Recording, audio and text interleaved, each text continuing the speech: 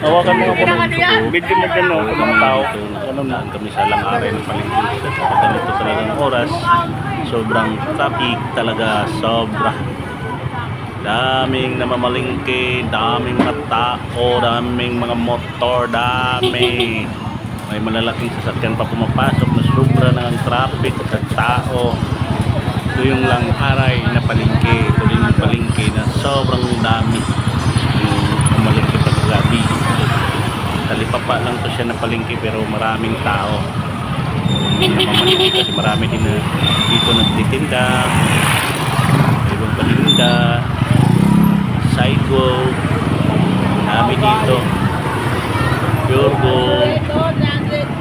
Talipapa lang siya na palengke pero malaki, maganda. Praise ko yung gulay, praise ko yung asda. Ayan, sobrang traffic kaibigan. Grabe. Ayan, may mga tao pa, may sasakyan pa, pumapasok na kahit maliit na yung daan dahil sa maraming taon malingke. Ito talaga ang ugali ng ating mga Pinoy. Minsan mga pasaway. Dito, diretso na tayo, pauwi na.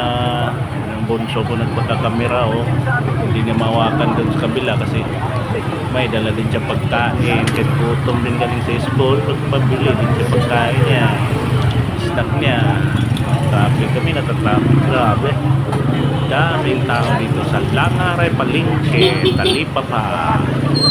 Dami din nagtitinda dito, halos nagtitinda dyan sa gilid, mga protas, isda, karni, manok, iba-ibang mga paninda dyan sa gilid, mga protas, halos lahat yan mga galing probinsya yan sila.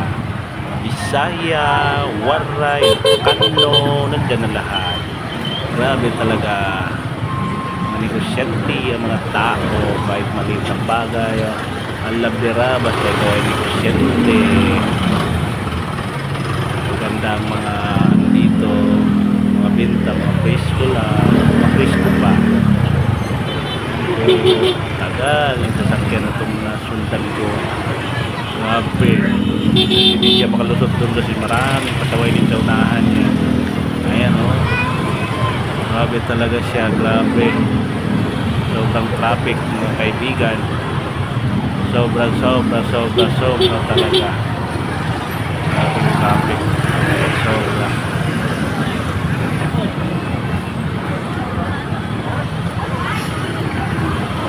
Grabe talaga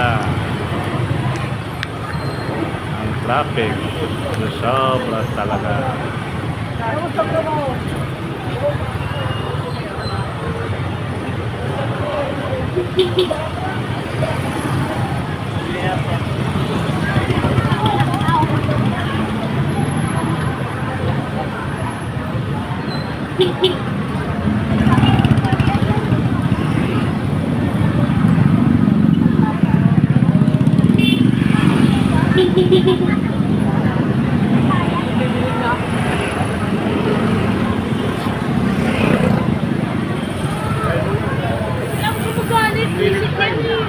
Minutes. Magpo 4 minutes na. Stop ko na.